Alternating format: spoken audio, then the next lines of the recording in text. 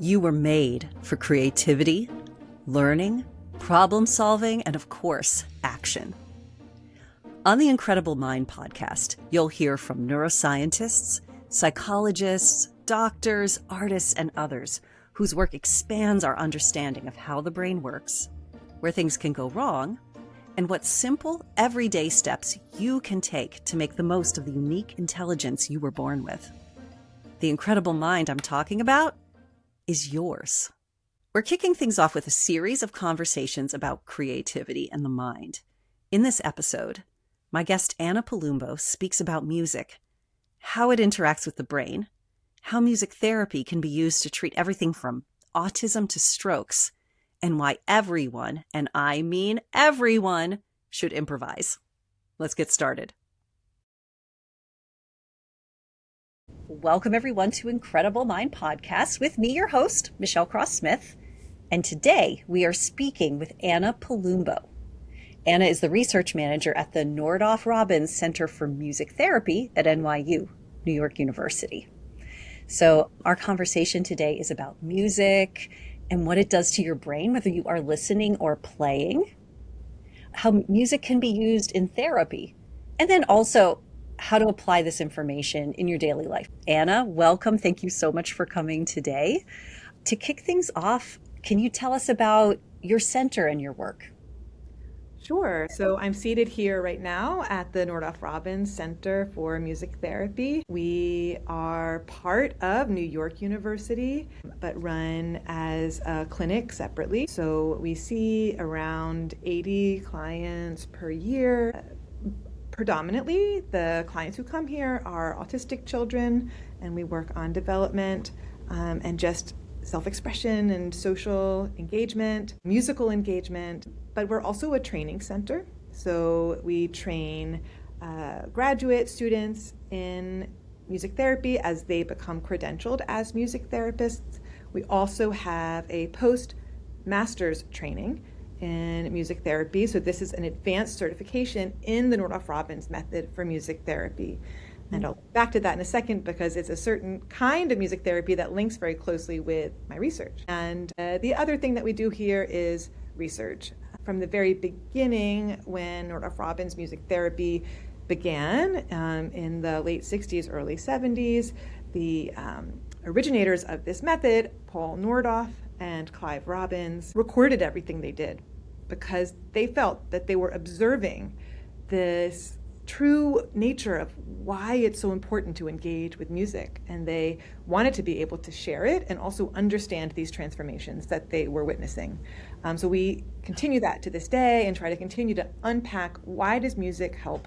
What does music do for each individual, and how can we use it most effectively? Finally, I'll just say at the Nordoff Robbins Center, our specific methods have to do with the use of clinical improvisation. So we're not here to give you music lessons and to teach you how to play an instrument, though you may certainly gain confidence in playing an instrument while you're here. It's more about establishing a musical connection with another person, that being your music therapist, and playing expressively, learning what kind of music connects with each individual, what kind of music animates a person's innate strengths to allow them to develop in the direction that's most important or meaningful for them. Wow. So you said that you're not there to teach them how to play music, but considering your client base, are people coming in with any musical training, or are they sort of learning how to play at the same time as having therapy? So you don't need any musical training to come to music therapy. Certainly some of the clients might be in music lessons, but that's not a requirement. Some of the first goals we might work with a client are just being in the music together. Mm-hmm. So a lot of times for clients that we see coming to the center, one of the challenges is just maintaining, being in this joint attention on the same thing, right? Being able to connect, to experience that connection.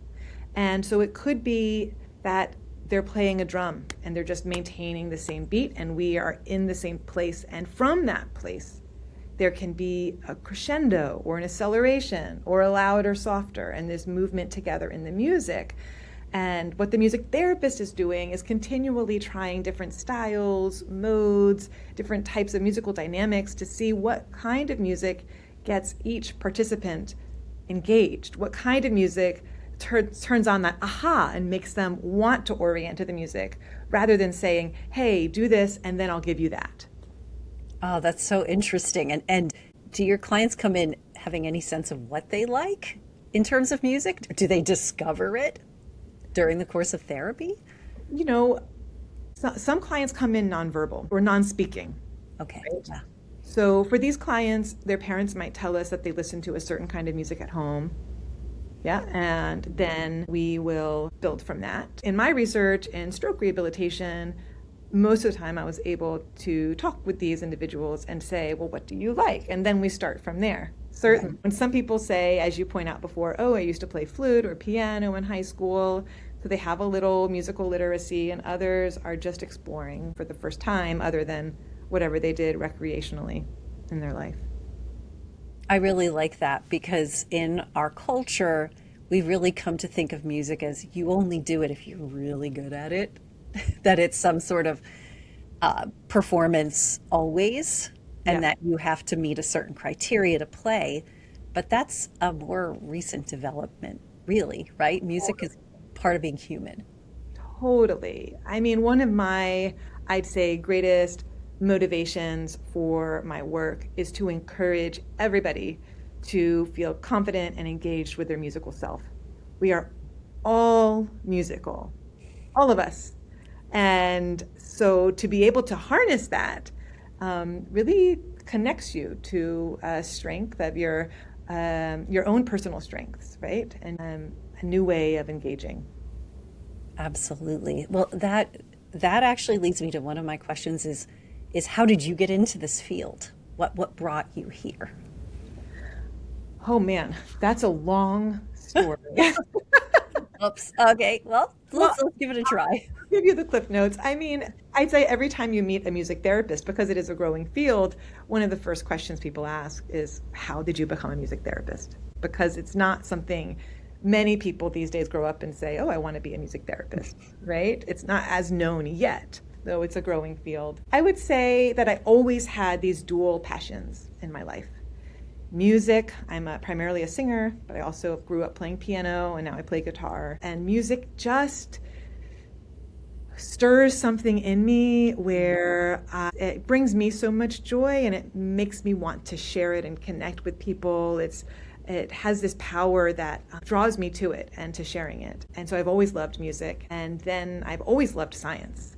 It just activates another part of my brain. It's overlapping, but also distinct, this other way of thinking and solving problems and trying to understand why and how. So I'd say throughout my education and career, I was always kind of bouncing back and forth. I toyed with being pre-med and tried to figure out what would I do. And music therapy seemed to really combine these two sides of me into something where I felt I could really help people and also learn something. So I became a music therapist and practiced for 5 years, working in acute inpatient psychiatry, also in neurorehabilitation and with children in their development. And as I was practicing clinically, I had so many questions that I wanted to answer. So when the chance came up to do a PhD and to ask those questions, I jumped on it.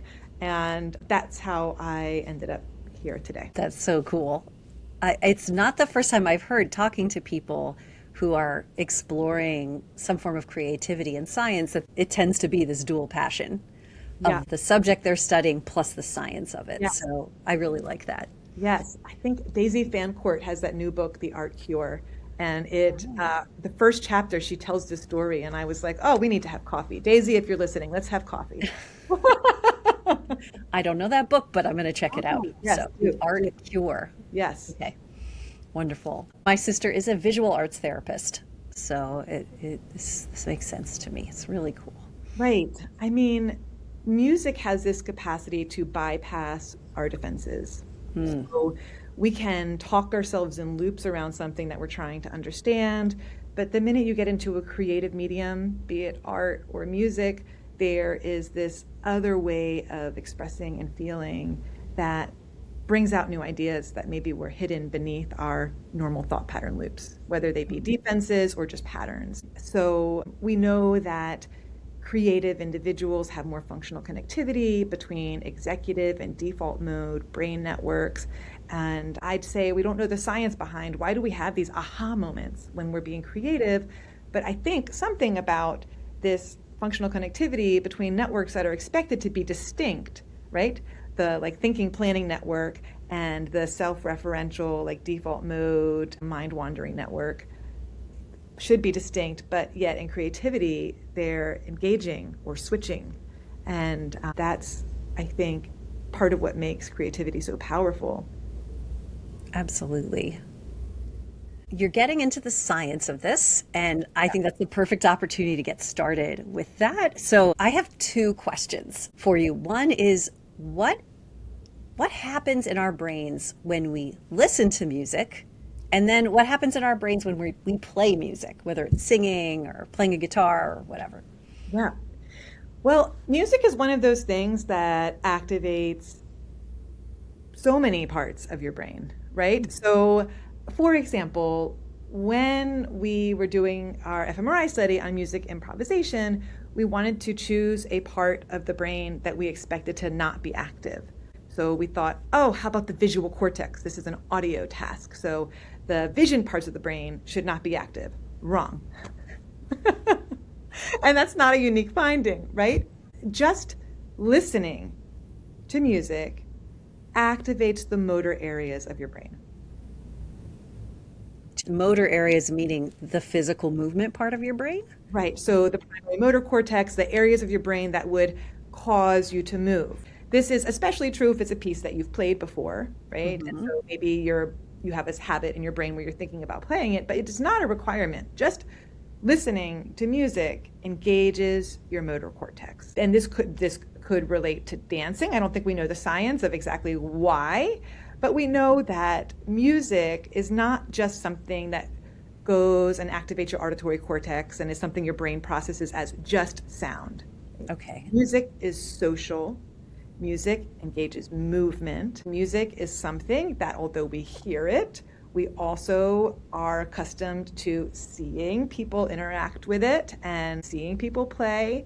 So all of these parts of the brain, when we are listening, are getting ready, right? Are starting to respond. When we now play the instrument, we are seeing activity in the primary motor cortex, of course, which has to do with doing the movement.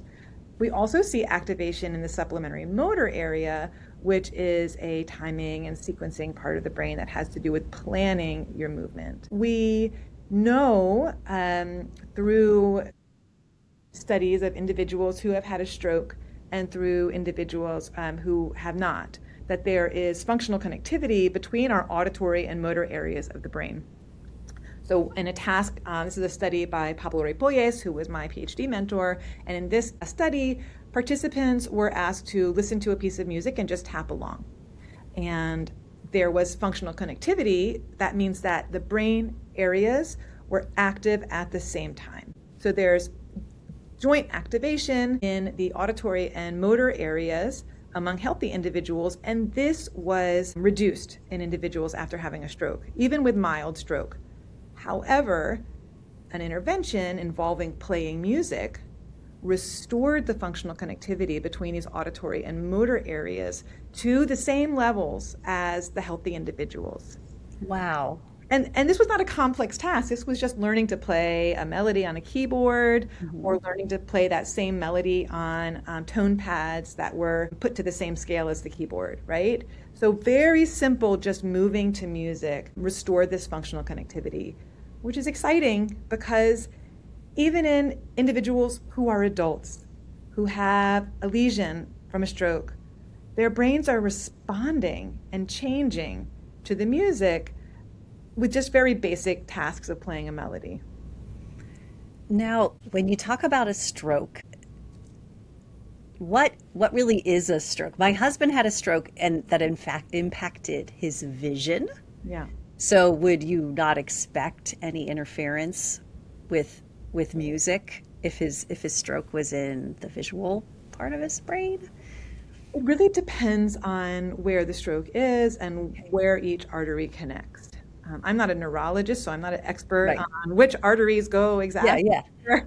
But I'd say I believe a lot of strokes are in the middle cerebral artery, and these connect with many parts of the brain. Okay. And so it depends. Strokes can happen in two ways. We have an ischemic stroke where there's usually an occlusion in one of the blood vessels, and this stops the blood from traveling to parts of the brain, which means there's not oxygen going to the parts of the brain, and those parts of the brain, if that goes on long enough, end up atrophying, right? It becomes no longer active brain tissue. And that's what we call a brain lesion. Got it. Another way this can happen is if there's some sort of hemorrhage in the brain, which can happen for different reasons. And if this hemorrhage happens, it applies pressure to the brain. That the hemorrhage means that there is blood coming out of the blood vessels in a way that it shouldn't be, right? It should be contained within the blood vessels. Right. And so if that happens, it applies pressure to different parts of the brain. This can also restrict the oxygen and result in damaged brain tissue. I got it. Oh, thank you for that. Yeah. Well, depending on where your stroke is and what kind of stroke it is, you could have a very localized injury or a very diffuse injury over many different regions. Yes, and my husband's was just visual, and it ended up receding to just the lower 10% left field of his vision. So we were really lucky. Yes. Well, I'm glad he recovered well. Yes, yes, he did. But it's always made me interested in strokes and how to recover from them. And music therapy sounds like a great way to start rebuilding that connectivity. So is it creating new pathways or new connections? This is a great question. So I think this question has been explored perhaps most with post-stroke aphasia. So when people, instead of losing vision, as your husband did, experience loss of speech. Loss of speech is called Broca's aphasia. That's where expressive language, being able to speak, is impacted. Other people have Wernicke's aphasia, where they are able to speak, but what they say sounds like gibberish. It's called word salad. It's not making sense. And it's hard to know if in their minds their sentences are coherent because they can't speak to us in the way that they used to, right? That'd be so frustrating. Definitely. So in these individuals, specifically for Broca's aphasia, those who we know are having ideas they want to express but are having difficulty saying them. For these individuals, sometimes people cannot speak, but they can still sing. Huh. So as a clinician, I have been at the bedside of a patient who had had a stroke and hadn't spoken in 2 weeks. And I said, I know you think I'm crazy, but I want you to sing Happy Birthday. Always better to use a song that you've known, it's most ingrained, right? So Happy Birthday, we've been singing our whole lives almost as soon as we could from our first birthday. Yeah. So he sang the whole song, start to finish. Get out. Oh my God. Chills. It still gives me chills. Yep. And I'd say there are different theories about how that happens. We know that language is left lateralized in our brain. So our language centers in our brain are in the left hemisphere. So it could be that if you have a more mild stroke, that the music is helping the brain to go around that lesioned area, to keep the connection going, even though there's a lesion. There's also a possibility that for a larger stroke, the music is helping to engage the right hemisphere in parallel pathways. And that question, I don't think is answered yet about exactly which way is this working. So I guess that means there's a different part of the brain that we use when we're singing to get in different notes. Maybe? I would say because music engages and connects so many parts of the brain, when there is a lesion and that connection is hard to make, the music can help to facilitate that connection. It can help to work around where that damage is. Establishing new neural pathways is not impossible, but it's more difficult. So we know that after a stroke, there's an increase in brain-derived neurotrophic factor. This is what can help with neurogenesis and making new connections. And we also know from a study that I was able to do with the Nordhoff Robbins Center that playing music also helps to increase brain-derived neurotrophic factor, as does exercise, right? So another way to just get your brain working and ready to connect is playing music. It's the doing, not just the receiving of the music, but the actual. Someone would have to do that study. Good. Oh, okay. Sorry. Doing is important. Clinically, observationally, I would say I've observed in the doing is where people are able to express and become more engaged in what it is that they are receiving in the music, right? It's not just listening to the music, it's singing along with it. Right, right. This is so interesting. So we may have people listening who are musicians or who are non-musicians, but I heard you mention that one of your areas of focus is improvisation. Yes. So can you share with us some information on what makes improv special? Definitely. I think we're all improvising all the time in some ways. I'm improvising right now and talking to you, right? I didn't plan anything that I was going to say. Maybe I should have. Improv's best. Improv's best. Yeah. So when we get to improvise, we get to be expressive. Yeah. We get to be creative. When we improvise, we get feedback from people on an idea or an expression that we created. It helps us to create our identities when we try out ways of talking or acting or playing music, and we receive feedback in terms of how that created a connection or not. So in music therapy, improvisation serves many roles, but this can be applied to the general population. In music therapy, we improvise as clinicians because we want our clients to know that we are listening. I compare it to talk therapy. If I went to a therapist and they were just going through a survey of questions, I would be like, knock, knock, are you there? You know?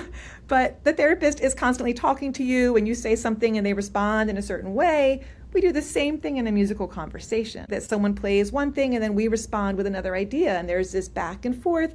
But with music, what's so cool is that when you're improvising, you can both be playing at the same time. You can be going somewhere together and experiencing this intersubjectivity or knowing each other and traveling there together. Music is this creative space where we can try different things on.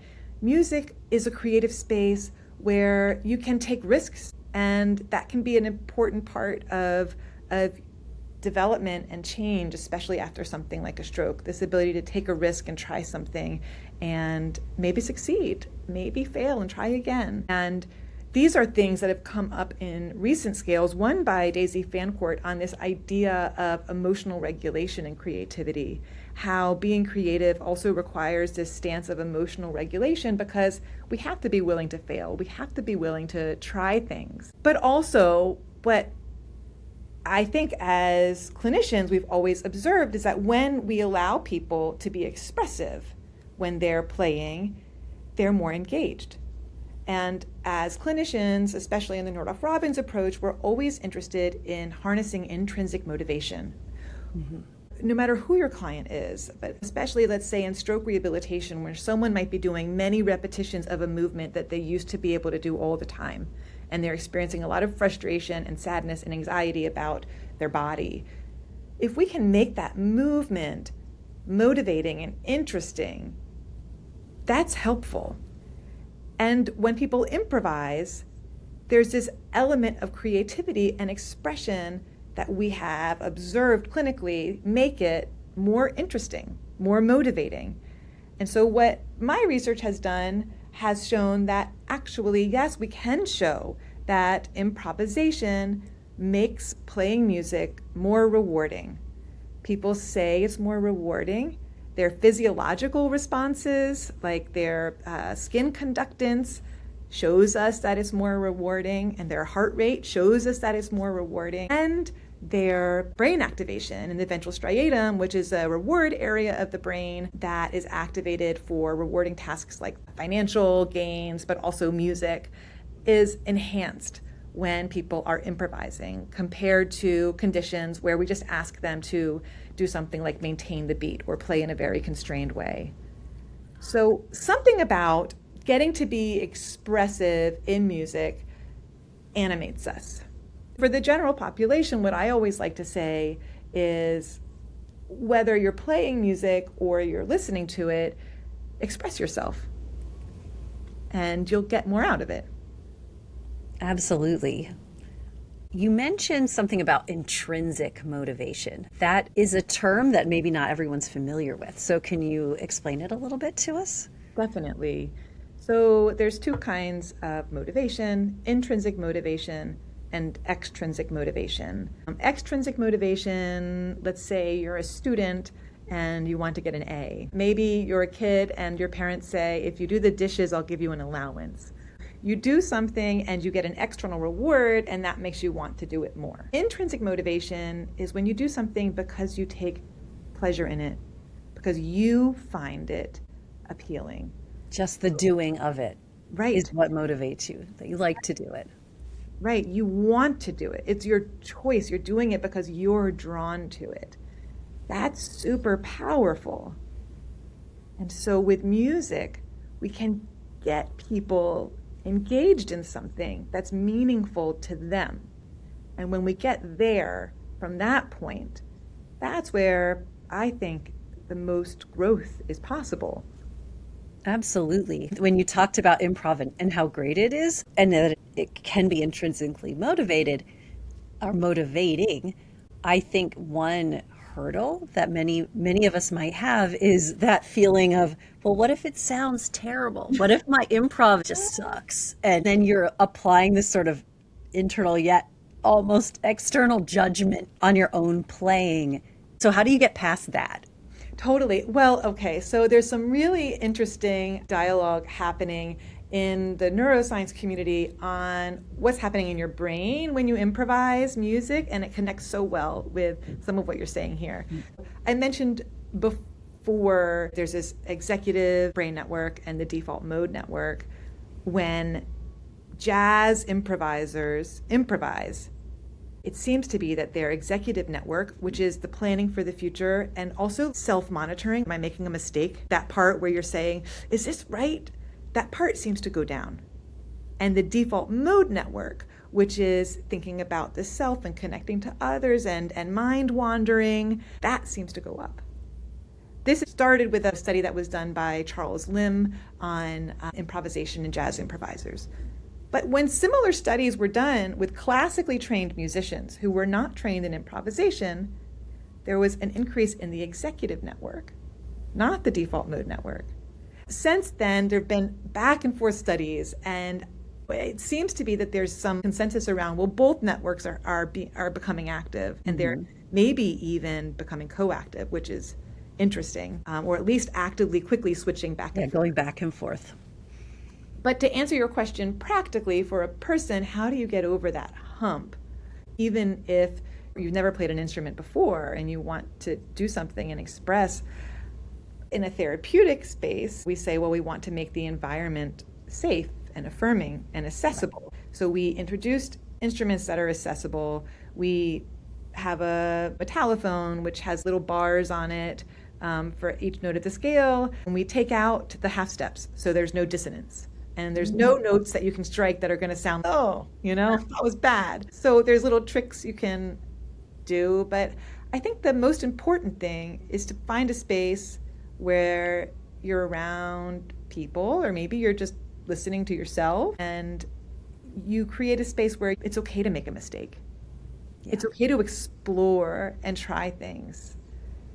And just let it be fun. It's music. It's not like a final on an exam. It's music. It's something that you get to try out, and it's fun. And it doesn't have to be you on a stage with an audience. It's not American Idol or something with judges, right? It's just play. Yeah, and start where you feel capable. If Yeah. you're someone who likes to tap on the steering wheel when you're listening to a song on the radio, maybe get yourself a little drum and tap along a little more because that's something you Mm, already do. If you like to sing in the shower, maybe look for chances to sing more. Start where you already feel connected. that's really good advice. I'm still sort of blown away by the connection of music with the auditory and motor Yeah. parts of our brain because I am one of those people that if music comes on, I start dancing. I can't not move. Yep. And I didn't think about what was going on cognitively with that. I just thought, oh, that's just the kind of person that I am. Right. Right. So there's something that your brain finds very rewarding about being synchronized with the beat. But there's also this other thing that happens in music that has to do with what makes us want to move to it. And that has to do a lot, we think, with rhythmic complexity and maybe especially with syncopation. So, syncopation is when the beats are placed in an area where you don't expect them to be. So, you might have a 4/4 meter, but then maybe you have, right? Yeah. And there's a few beats happening where you don't expect them. What your body actually does is moves in the spot where you expect the beat to have been. It's as if your body is keeping time. And so you can watch for yourself now when you hear a very syncopated song, notice how you really put your body into those downbeats when there's a missing beat. Yeah, there's something about it. That is so cool. Right. So this idea of groove has been defined as this pleasurable desire to move to music. And it just happens to be that with moderate levels of rhythmic complexity, we get the highest amounts of desire to move, right? So if it's not very rhythmically complex, people say, I'm not moved to move. If it's super rhythmically complex, people can't really grasp it. But right there in the middle, there's this what's called the sweet spot. And that's what gets people moving. It makes us groove. That's the Groove. Yeah. I Yeah. love that. Yeah. Oh, this has been really interesting. Is there anything else, Anna, that you would want to tell people? Recommendations based on everything you've learned, maybe for someone who is a musician, and then someone who's a non-musician but maybe likes music. I think the thing that I want everybody to know is that music is for everyone. As you mentioned in the beginning of our conversation, some people are told when they're young, oh, you're just not a musician, or they don't get the training, they don't become a specialist. Some people are even told, you can't sing. And the thing is, even if you're not singing on pitch with the song, being engaged in the music and being a part of it is just fundamental to how we can share a connection with others and share part of a musical experience. So I like to tell people, just don't hold back. Be in the music. Don't be afraid to dance in an awkward way or sing on the wrong note. Be in that Joni Mitchell concert where she says, the more voices, the better, and the more out of tune voices, the better. I've Like, heard that. let everybody be heard. I think that's the most important thing. I think when we allow ourselves to express in music, we can just really harness a lot of potential. Now, for those who are musicians, I think they're probably getting a lot of insight over everything that you're saying. But let's say I'm a professional musician and I'm feeling, I don't know, depressed because I'm not getting enough gigs or whatever it is. This may be something that musicians already know intuitively, but what are ways that they can use music to break out of a funk? Well, when you play music professionally, you're not necessarily playing music for yourself. Right. And when you play music professionally, there can be more engagement with this critical voice. Am I playing it in the right way? Am I hitting that note just so that it will ring out in the right way? Do I have as a singer the right posture? All these things. I think the most important thing is, even if you're a professional musician, to have spaces where you play music just for yourself, just to experience the music, and to remember that primarily music is a way to connect. That cracked note when you're singing is actually beautiful, just as that purely resonant one is. It's that being in it and being present that is most profound. So not just practice necessarily, but play for the love of playing. I think so. Oh, that's wonderful. Well, Anna, thank you so much. This has been a really great conversation, and I hope it inspires everyone who's listening or watching to get out there and interact with music. Every day. Every day. Did you hear that? Thanks, Anna. This episode is dedicated to Linda Valancourt, a friend of mine who has devoted her entire career to the teaching and playing of music. Incredible Mind podcast is written, produced, and edited by me, Michelle Cross-Smith. Angela Ferrero designed the cover art, and the music was created by Alex Grohl. Anna's reading recommendation is The Art Cure by Daisy Fancourt.